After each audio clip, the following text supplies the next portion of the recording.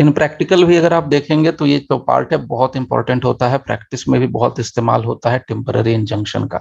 ठीक है, तो इस बात को जरा बढ़िया से समझ लेना कि टेम्पररी इंजंक्शन क्या होता है, किस तरह से इसको हम लोग कोर्ट के अंदर इसको डिसाइड करते हैं, क्या क्या मैटर होता है, किस सेक्शन, किस ऑर्डर, किस रूल, किस सब रूल के अंदर होता है, वो सारी चीजें समझ लेते हैं।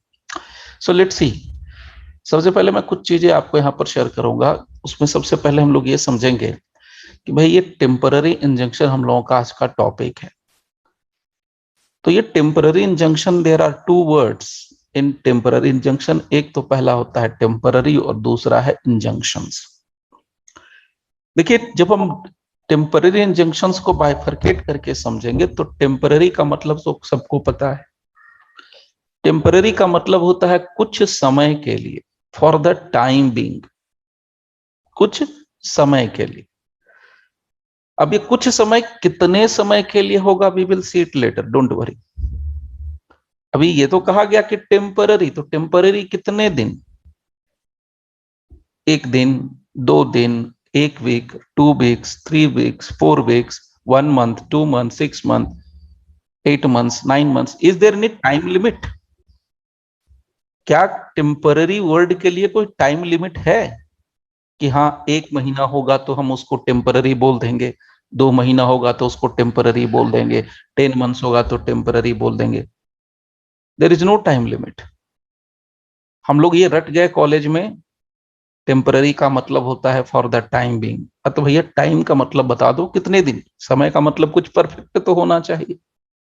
अगर मैं आपको बोल दूं कि आपको अगर फ्लाइट पकड़नी है दिल्ली से, अगर आपको कलकत्ता जाना है तो आपको 10 बजे फ्लाइट मिलेगी, मैंने आपको एग्जैक्ट बता दिया कि 10 बजे मिलेगी, आप 10 बजे आके बैठ जाना, कलकत्ता पहुंच जाओगे। कितने बजे पहुंचोगे ये मैंने नहीं बताया, 10 बजे आके बैठ जाना। अब वो फ्लाइट अब डायरेक्ट कलकत्ता जाएगी कि पूरा ऑल वर्ल्ड का चक्कर लगा के कलकत्ता पहुंचाएगी, क्या पता। कितने देर में, कितने दिन में, कितने समय में, क्या टाइम पीरियड है, वो टाइम पीरियड एकदम फिक्स्ड होना चाहिए। ऐसा यहां पर कुछ भी नहीं है। तो आगे हम लोग डिस्कस करेंगे जब डिटेल से समझेंगे तब।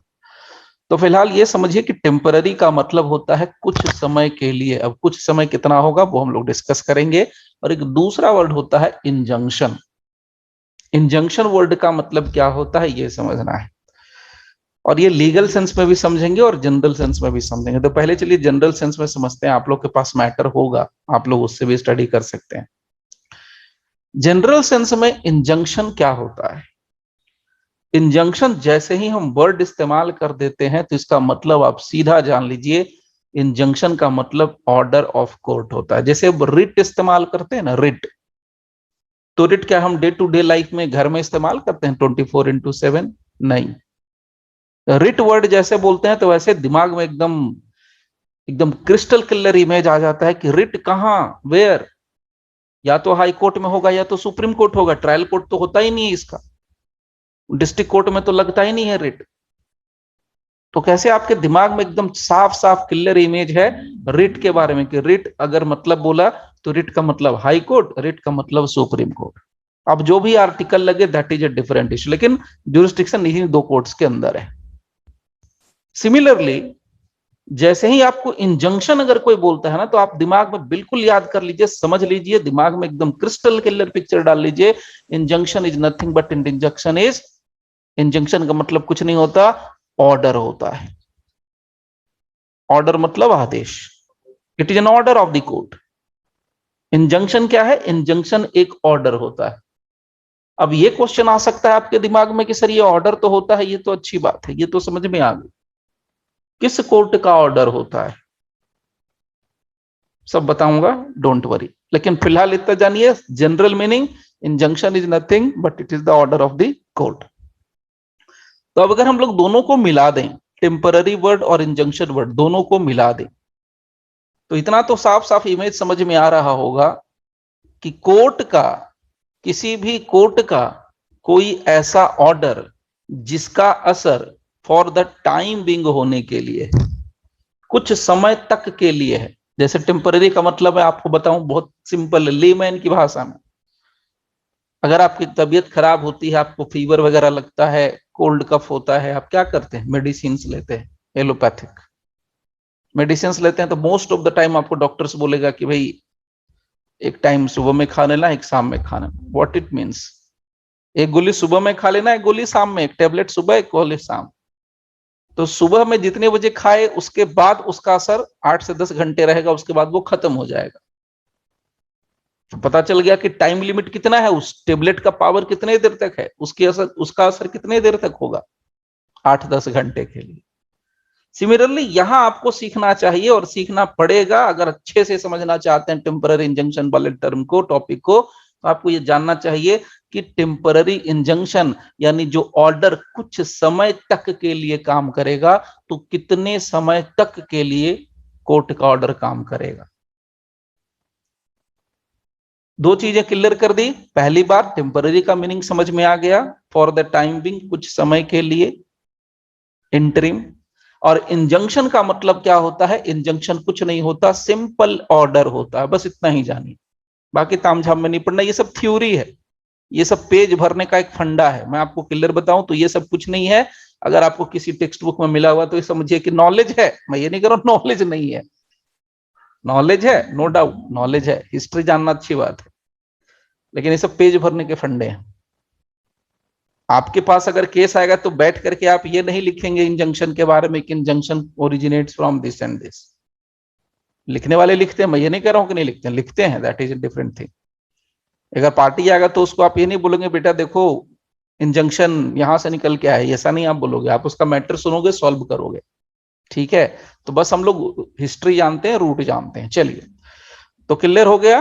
टेम्पररी इंजंक्शन का मतलब किसी भी कोर्ट का ऐसा ऑर्डर जो कुछ समय तक के लिए प्रभावी होता है, कुछ समय तक के लिए असर दिखाता है, कुछ समय तक के लिए, दैट्स इट। अब आइए समझिए क्या होता है। अब थोड़ा और डिटेल में समझते हैं कि क्या मतलब होता है इंजंक्शन का और टेम्पररी इंजंक्शन का।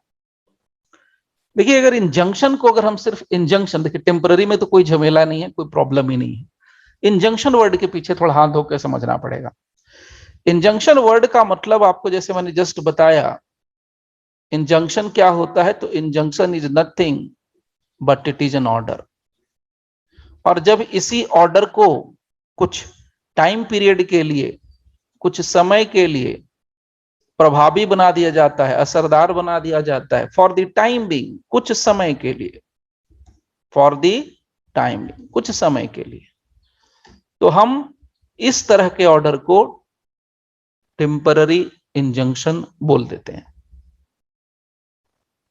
लेकिन अब ये आपको समझना चाहिए, और आप भी सोच सकते हैं, क्वेश्चन आ सकता है माइंड में कि सर ऐसा कौन सा ऑर्डर है जो कि कुछ समय तक के लिए असर देता है? इस ऑर्डर में क्या होता है जो कुछ समय के लिए असर देता है? अगर प्रैक्टिकल में देखें तो हर एक ऑर्डर का कुछ समय तक के लिए ही असर होता है। ऑफ कोर्स आपकी बात भी सही है। अगर मान लीजिए कि आप सिविल जज हैं, आपने केस एडमिट कर लिया और डिफेंडेंट को बोलते, ऑर्डर करते हैं, मतलब प्लेंटिफ को, सॉरी, ऑर्डर करते हैं कि प्लेंटिफ तुम सारा मटेरियल ला करके दो और सम्मन्स इशू होगा। अब ये ऑर्डर आपने दे दिया, आपने ऑर्डर लिख दिया रिटन कि डिफेंडेंट को सम्मन्स जारी करते हैं, एंड प्लेंटिफ को डायरेक्शन है कि वो सारा जो प्लेंट की कॉपी वगैरह है या जो उसका खर्चा वगैरह है वो सब 7 दिन के अंदर कोर्ट में आके डिपॉजिट कर दे।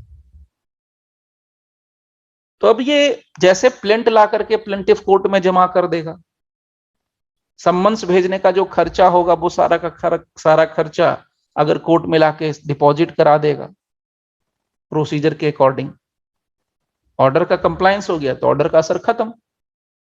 भाई ऑर्डर का कंप्लायंस हो गया तो ऑर्डर का असर खत्म हो गया ना। फिर आप तो ऐसे सोच सकते हैं, तो इसको क्यों ना हम टेम्पररी ऑर्डर कहें, इसको क्यों ना हम इंटरिम, सॉरी, इसको क्यों ना हम टेम्पररी ऑर्डर कहें? ऑफ कोर्स ये टेम्पररी ऑर्डर है। अब आप ऑर्डर में भी थोड़ा कंफ्यूज हो सकते हैं, ये कंफ्यूजन करने वाला होता है, लेकिन मैं सारे जो मन में डाउट्स होते हैं वो क्लियर कर देता हूं। ऑर्डर, डिक्री, जजमेंट, 3 टर्म्स होते हैं अपने सीपीसी के अंदर। देखिए डिक्री, जजमेंट, ऑर्डर। जजमेंट क्या होता है बहुत पहले से आप लोग को पता है, अभी मैं फिर से रिपीट कर दे रहा हूं। जजमेंट कुछ नहीं होता। जब दो पार्टी आपस में किसी मैटर को लेकर के डिस्प्यूट करती हैं, सपोज ए और बी के बीच में जमीन का झगड़ा है, लैंड का, दोनों कहती है कि ये लैंड मेरा है, ये कहती है लैंड मेरा है। तो जब एक सिविल जज इस नतीजे पर पहुंचता है कि ये लैंड किसका है, ए का है कि बी का है, on the basis of evidence, अगर सिविल जज कहता है कि नहीं भाई ए का है, ए के फेवर में ये लैंड जा रहा है, this is judgement. This is judgement. हां या ना डिसाइड करना, यानी ए का है या नहीं है, बी का है या नहीं है। अब ये तो एक तरीके से समझ में आ गया, हाँ या ना, तो चलो भाई किसका है वो समझ में आ गया। लेकिन अब जब इसके राइट्स को आप डिसाइड कर दोगे कंप्लीटली कि ए का क्या राइट है, बी का क्या राइट है, सारा राइट्स क्लियर कर दोगे, तो वो क्या कहलाता है यहां पर, डिक्री। अब डिक्री कहला गया, जजमेंट भी आ गया, डिक्री भी आ गया, उसके साथ ऑर्डर भी रहेगा। ऑर्डर क्या रहेगा? ऑर्डर ये आप दोगे direction. Order is nothing but it is A direction, निर्देश। डायरेक्शन ये होता है कि प्लेंटिफ को ये आदेश, यानी कि सॉरी डिक्री होल्डर को ये डायरेक्शन दिया जाता है कि भाई डिक्री होल्डर एग्जीक्यूशन फाइल करेगा, मर्जी उसकी। जजमेंट डेटर को ये डायरेक्शन है कि वो इतने दिन के अंदर कंप्लायंस करेगा इस ऑर्डर का, यानी जो केस हार चुका है यानी बी, यानी उसके लिए भी ऑर्डर रहेगा। ऐसे ही आप क्रिमिनल केस में देखिए, जब कोर्ट क्या करती है कि किसी पर्सन को, किसी अक्यूज्ड पर्सन को, अब अक्यूज्ड पर्सन आपकी कोर्ट में होता है,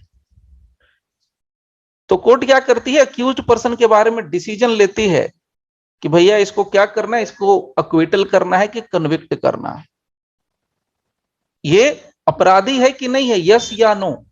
द मोमेंट कोर्ट डिसाइड्स कि बंदे को कन्विक्ट करना है या नहीं करना है, वो हो गया जजमेंट, हाँ या ना का निर्णय, दिस इज जजमेंट। अब जैसे ही आपने डिसाइड कर लिया कि अच्छा इसको हमको क्या करना है, इसको कन्विक्ट करना है, तो ये कन्विक्ट हो गया। कन्विक्ट हो गया मतलब कन्विक्शन। तो कन्विक्शन का मतलब क्या हो गया कि आपने ये मान लिया कि इस बंदे ने अपराध किया है, तो इसको इस अपराध की सजा मिलेगी। लेकिन जो अपराध की सजा है वो आपके जुबान से निकला हुआ नहीं है, आप राजा नहीं है, don't forget you are not a राजा।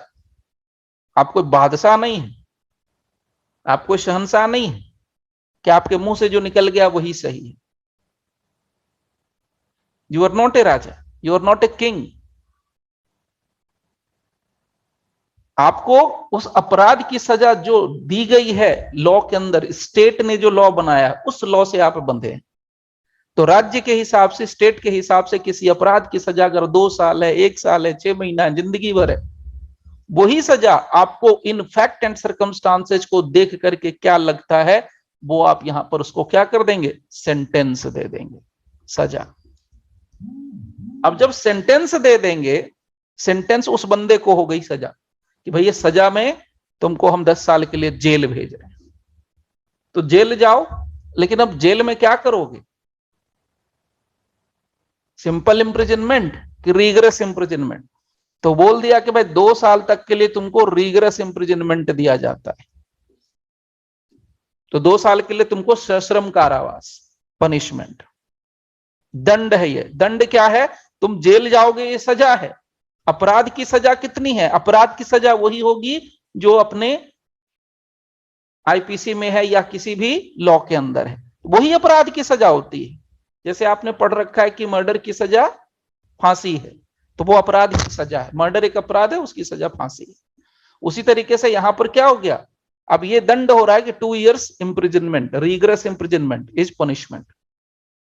तो ये सब तो आपने कागज पे लिख के दे दिया, तो क्या जो अक्यूज्ड पर्सन है वो चला गया जेल? नहीं गया जेल। Now you have to pass a separate order. उसी में एक ऑर्डर होता है, आप लोगों को दिखाया था रिसेंटली, ऑर्डर होता है, उस ऑर्डर में साफ साफ मेंशन होता है स्टेट को डायरेक्शन होता है, पुलिस को डायरेक्शन होता है कि इसको ले जाओ और 2 साल तक के लिए जेल में रखो।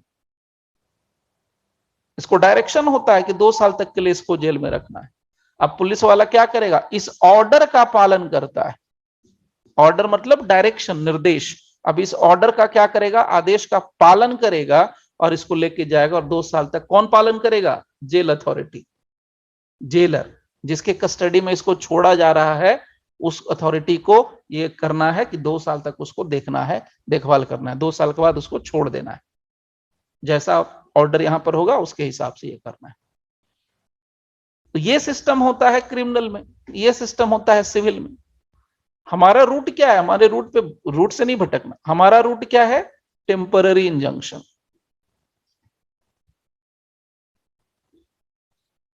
तो यहां पर आपको मैंने सिंपल अभी कहा कि जस्ट सी, ऑर्डर है, ऑर्डर ऑफ द कोर्ट है, और ये ऐसा ऑर्डर होगा जो कुछ समय तक के लिए ही असर करेगा, उससे ज्यादा दिन के लिए असर नहीं करेगा।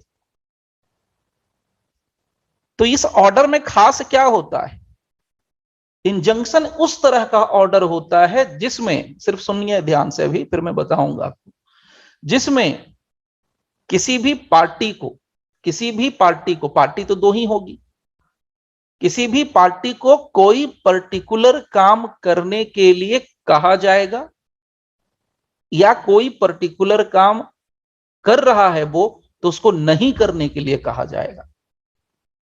मैं बड़ा सिंपल एग्जांपल देता हूं। मान लीजिए कि ये 2 फ्लोर का मकान है और ये भाइयों के बीच में बंटवारा हो गया। अब ये मान लीजिए कि बड़ा भाई नीचे रहता है, इस वन ब्रदर कर देते हैं B1 और B2, और छोटा भाई ऊपर रहता है। अब जानते हैं प्रॉपर्टी का डिस्प्यूट है, तो B1 B2 के बीच में डिस्प्यूट ऐसा होता है प्रॉपर्टी को लेकर के कि ये क्या करता है कि ये तो सबको पता है कि भाई ऊपर का फ्लोर तो नीचे के पिलर पर टिका हुआ है। B1 क्या करता है, धीरे धीरे धीरे धीरे थोड़ा थोड़ा थोड़ा थोड़ा करके ये पिलर को तोड़ना शुरू करता है। जैसे ही B2 को खबर होता है कि पिलर तोड़ रहा है, तो ये जाके इसके खिलाफ बोलता है कि भाई तुम मेरा पिलर क्यों तोड़ रहे हो, पिलर तोड़ोगे तो मेरा घर गिर जाएगा, मैं कहां रहूं, तो ये तुम नहीं करो। तो क्या ये मान लेगा, नहीं मानेगा, नहीं मानता है।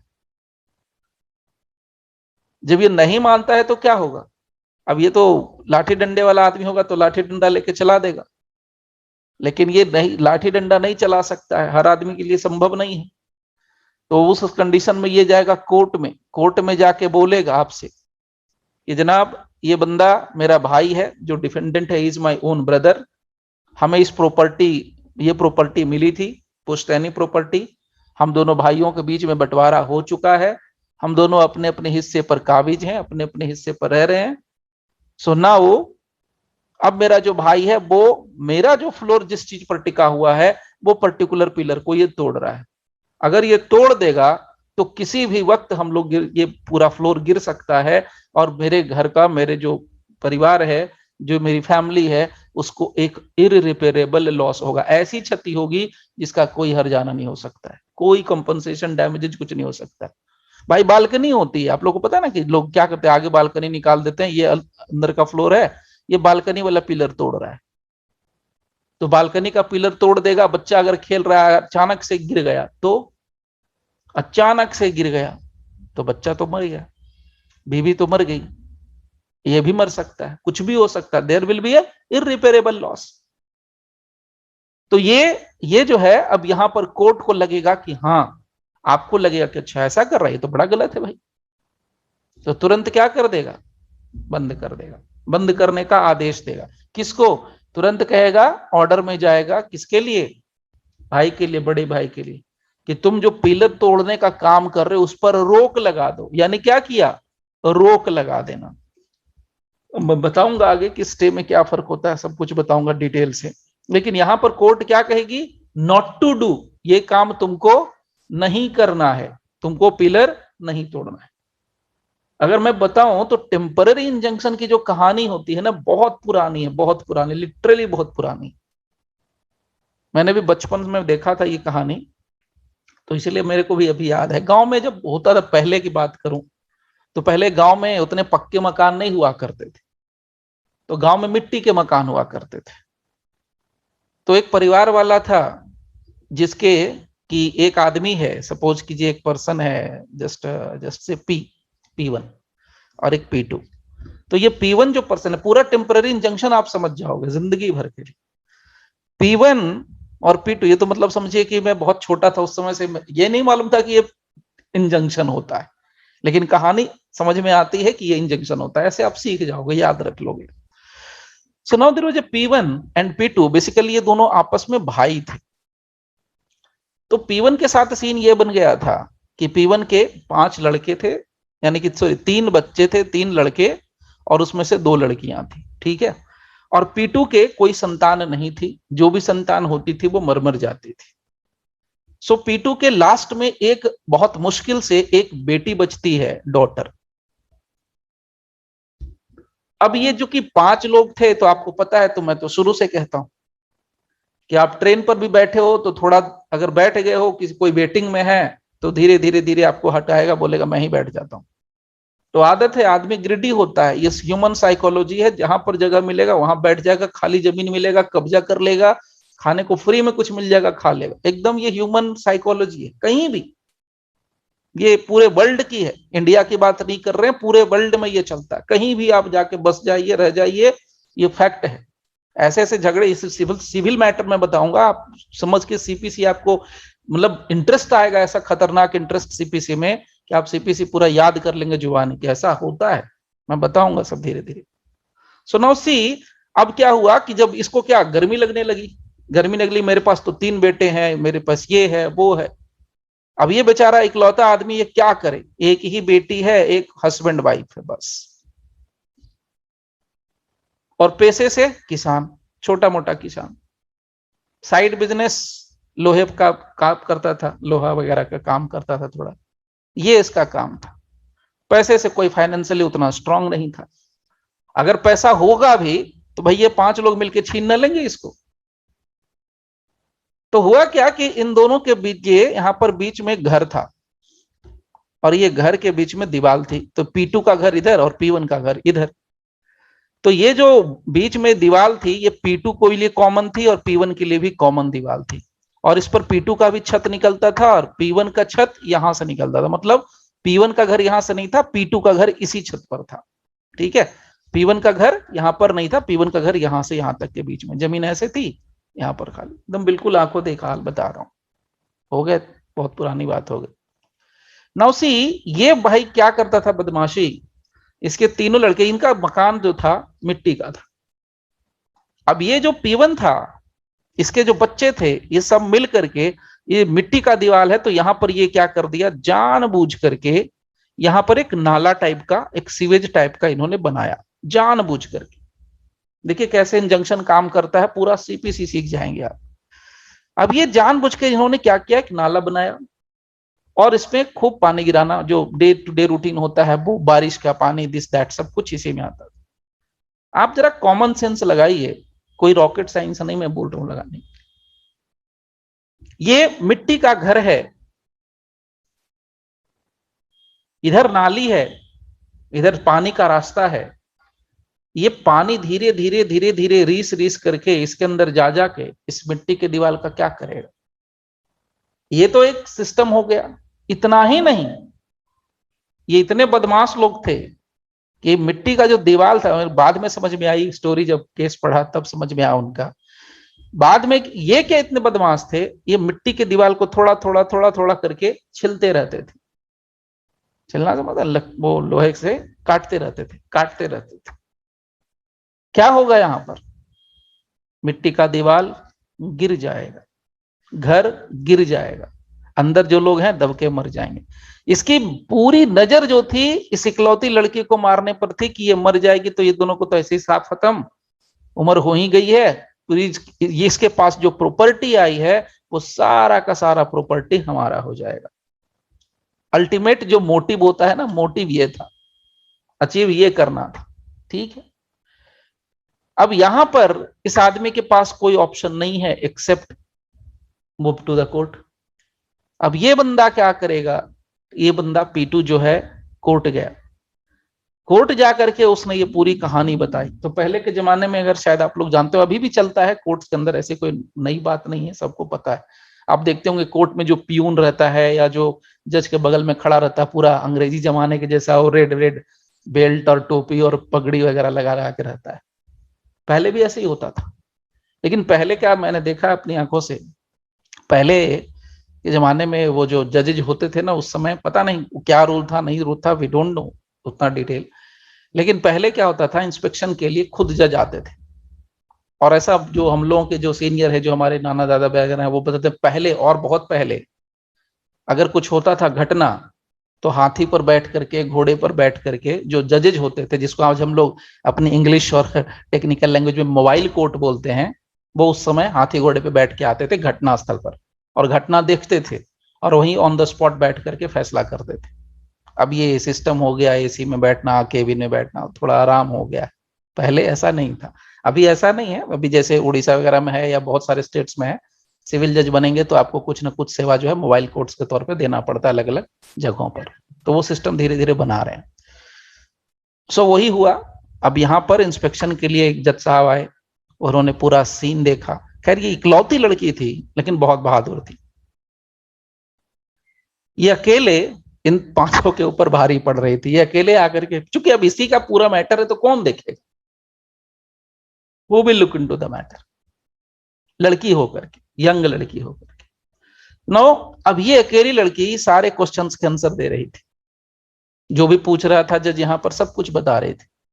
वहीं पर बैठा, वहीं पर जो चारपाई वरपाई जो भी होता है लगाया, और वहीं पर उसने ऑर्डर पास कर दिया। ऑर्डर पास क्या कर दिया, ये जो तुमने सीवेज खोला है, इसको इमीडिएट अभी के अभी इसको बंद कीजिए मेरी आंखों के सामने।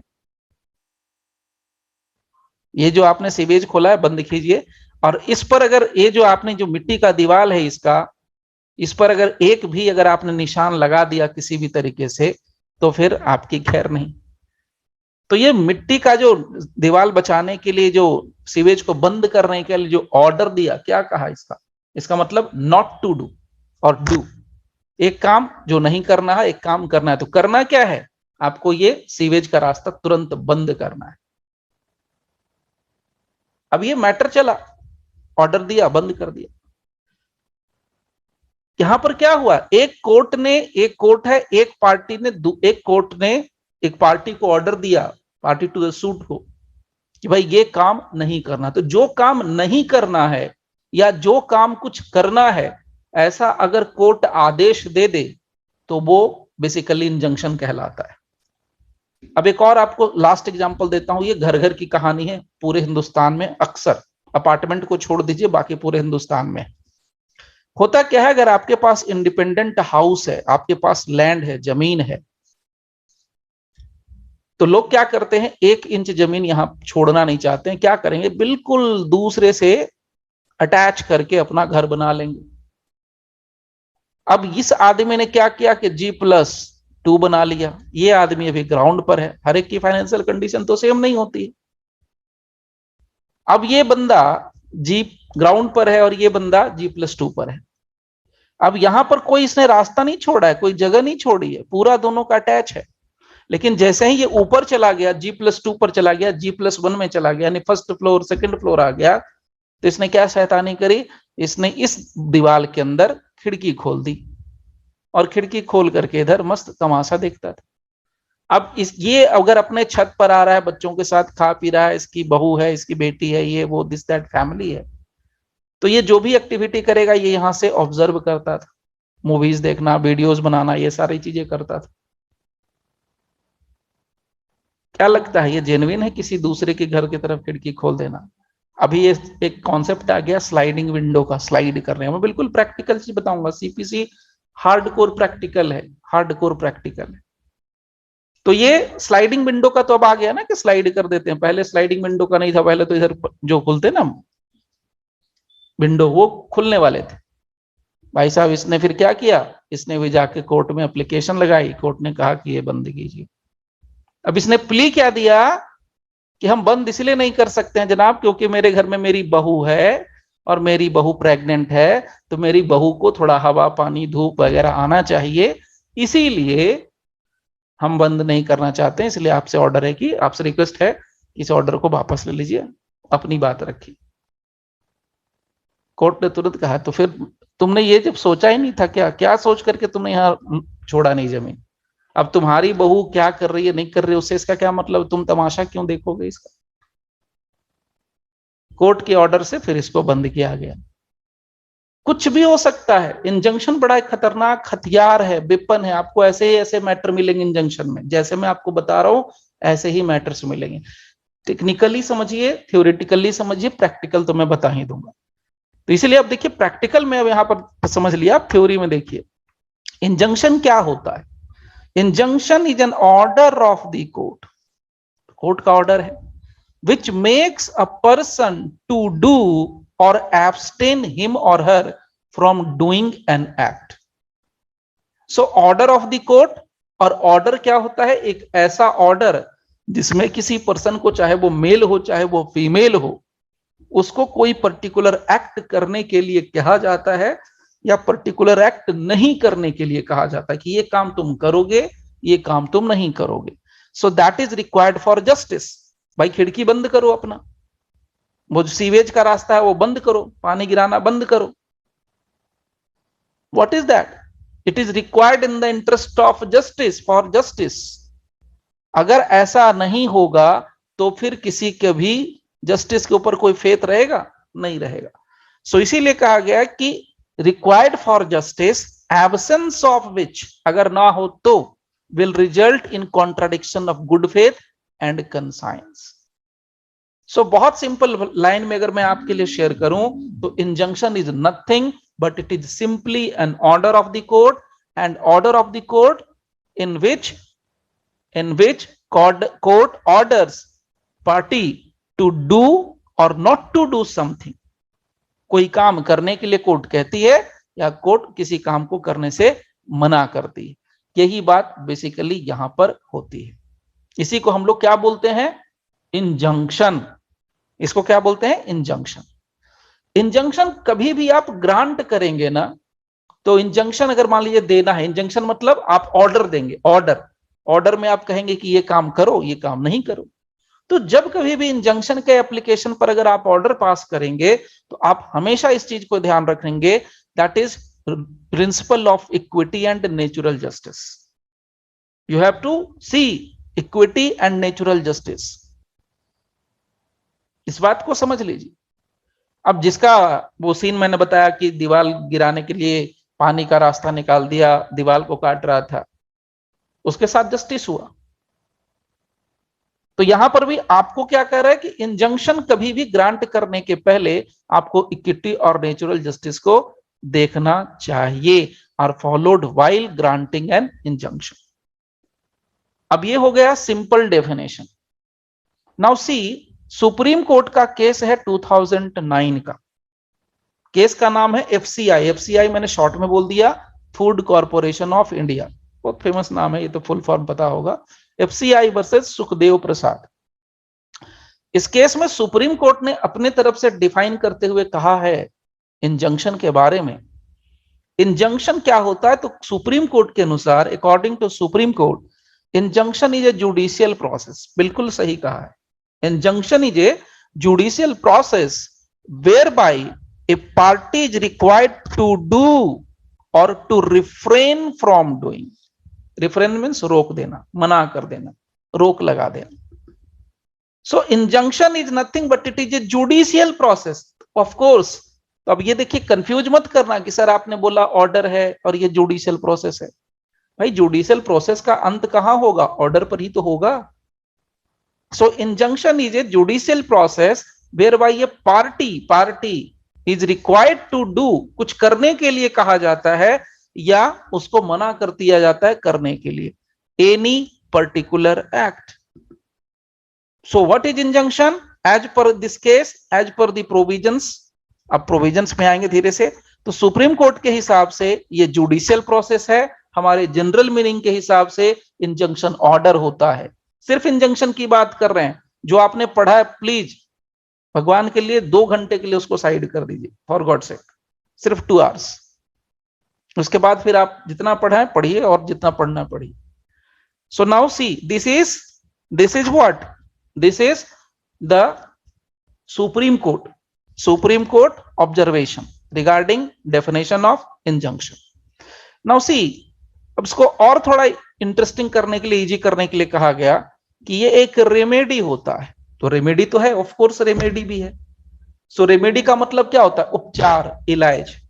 तो जिस आदमी का घर गिरने वाला था, सबसे पहला एग्जाम्पल, दूसरे वाले में जिसका मिट्टी का घर गिरने वाला था, सेकंड एग्जाम्पल, थर्ड वाला जो खिड़की खोल के बैठा था, थर्ड एग्जाम्पल।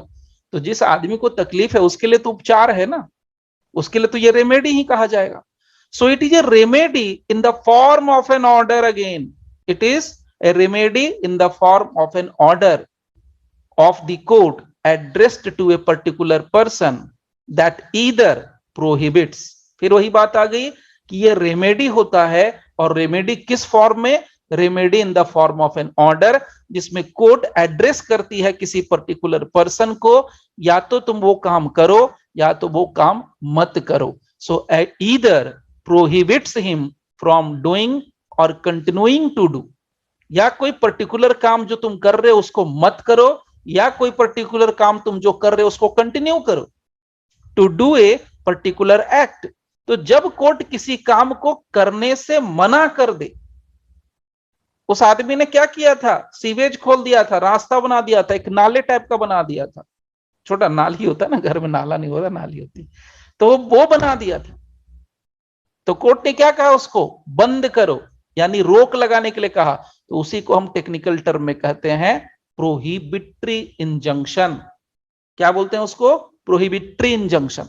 जब रोक लगाने का आदेश आप ऑर्डर कर दो पार्टी के लिए, किसी भी पार्टी के लिए, यानी ऑपोजिट पार्टी होगा मोस्टली, तो उसके कहते हैं प्रोहिबिटरी इंजंक्शन। और अगर ऑर्डर आप करते हो कि इस काम को तुम कंटिन्यू रखो, तो that is called mandatory injunction. Mandatory injunction. तो अगर आप अभी ध्यान से समझेंगे तो हम लोगों के पास क्या है? हम लोगों के पास इंजंक्शन है। और इंजंक्शन का अगर सिर्फ आप मीनिंग डेफिनेशन समझेंगे तो 3 चीजें आपको पता चली। सबसे पहले वाले में मैंने आपसे कहा था अभी just, injunction is nothing but it is an order. दूसरे में सुप्रीम कोर्ट ने आपसे कहा it is a judicial process. और तीसरे वाले में आपसे कहा गया कि ये रेमेडी है, लेकिन remedy in the form of order. अब आप भूलोगे नहीं, मैं गारंटी दे रहा हूं, in the form of an order. ये होता है बेसिकली इंजंक्शन। सीख लेना, समझ लेना। जब तक प्रैक्टिकल से कनेक्ट नहीं करेंगे ना प्रोसीजरल लॉ को, कभी भी दिमाग में नहीं घुसेगा प्रोसीजरल लॉ। इसलिए चीज की गारंटी ले लो आप, रट जाओगे भूल जाओगे, रट जाओगे भूल जाओगे। हम एग्जाम के लिए रटते ही हैं, ये सच्ची बात है, ईमानदारी वाली बात, with 101% honesty. So now see injunction के 3 मीनिंग डेफिनेशन जो है। Now coming to the point. अब तो यहां से समझ में आ गया कि इंजंक्शन क्या होता है, तो ऑर्डर होता है। इसका मतलब ये हो गया कि अगर इंजंक्शन ऑर्डर होता है तो ऑर्डर में कोर्ट किसी काम को करने के लिए मना कर देगा या किसी काम को करने के लिए कंटिन्यू कहेगा कि तुम वो काम करो, ये काम करो।